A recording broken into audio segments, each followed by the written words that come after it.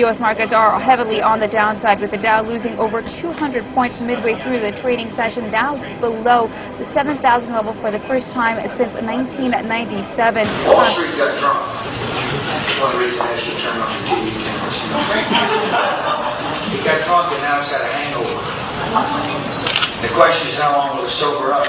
Payments, we're printing money. I mean, the U.S. economy is broke. We've borrowed trillions of dollars, right? And we used all that money to finance consumption. So we don't have anything to show for it. We don't have real factories. We didn't take the money that the Japanese and the Saudis loaned us and build factories so that now we can actually export products to pay back that debt. We spent all the money on television sets, on SUVs, on remodeling our kitchens. The money is gone. We can't pay it back. That's why all these entities are collapsing. That's why Wall Street is in so much trouble, because they engineered all these loans that have now gone bad. This is happening against the backdrop of strong U.S. and world economies. U.S. economic fundamentals are healthy, unemployment is low, wages are rising, and core inflation is contained. Although the recent reappraisal of risk, coupled with the weakness in the housing sector, may well result in a penalty, the fundamentals point to continued U.S. economic growth.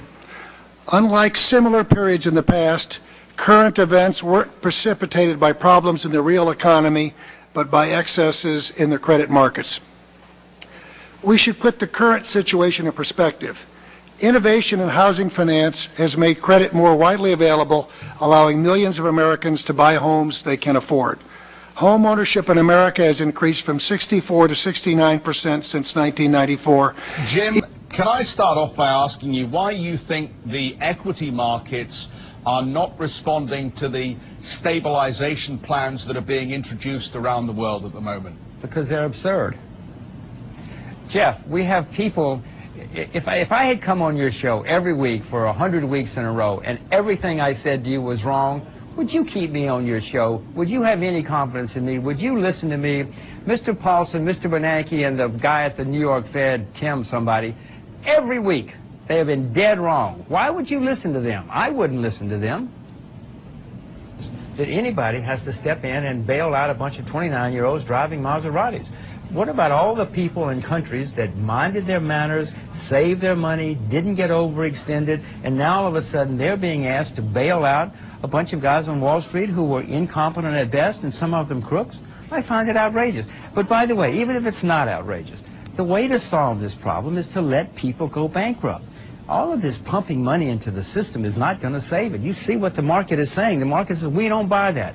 Let people go bankrupt, then you will hit bottom, and then you will start over. The people who are sound will take over the assets from the people who are unsound, and we will start over. This is the way the world has worked for a few thousand years. Yeah, but Jim, we do want an orderly restructuring of the financial economy. We don't actually want to throw lots of people out of jobs because we have a liquidity problem in the global economy at this stage. And that's the issue here, isn't it? We don't want to go back to Depression-era economics just because we cannot manage an orderly deleveraging of the financial economy. Jeff, we had the worst excesses we've had in the credit markets in world history. You think we just wake up one morning and say, oh, well, we had a horrible, horrible period of excess, and now everything's okay, we're just going to ignore that? We're going to have to take some pain. Jeff, never before in world history were people able to buy houses with no money down. Many people bought 4 or 5 houses with no money down and no job. And then they did it with cars and student loans and credit card loans. You think we just say, well, that's too bad, we're going to start over, nobody loses his job? Jeff, be realistic. Consumer prices posted a modest rise in January. Even go down. In terms of paper money worldwide, whether it's the euro or the dollar, prices are going up. But I maintain really that inflation is a tax, and if the Federal Reserve and you as chairman have this authority to increase the money supply arbitrarily, you're probably the biggest taxer in the country. You're a bigger taxer than the Congress. Because, you know, they're talking now about a bailout package of $300 billion, and we'll have to raise the national debt to accommodate, to take care of the housing crisis.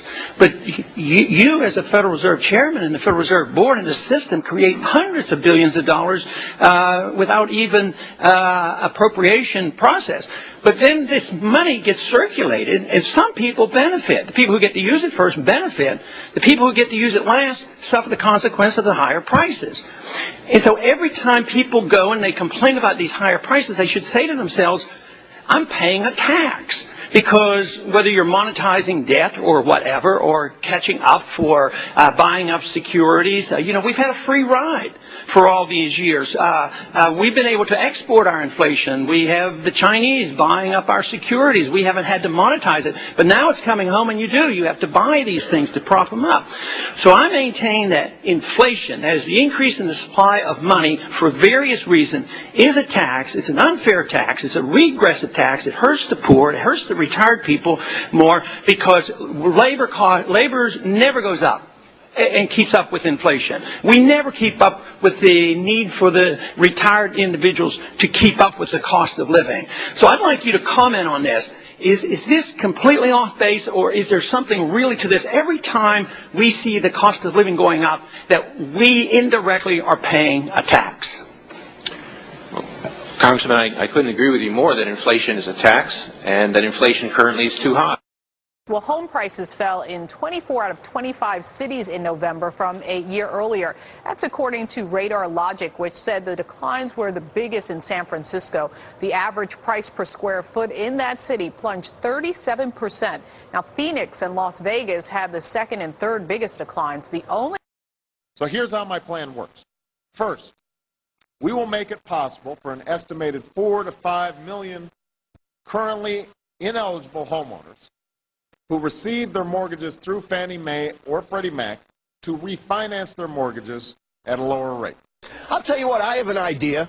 The new administration's big on computers and technology. How about this, President and new administration? Why don't you put up a website to have people vote on the Internet as a referendum to see if we really want to subsidize the losers' mortgages, or would we like to at least buy cars and buy houses in foreclosure and give them to people that might have a chance to actually prosper down the road, and reward people that could carry the water instead of drink the water. Hey, Rick, that's a novel idea. Hey, Rick, did you? What?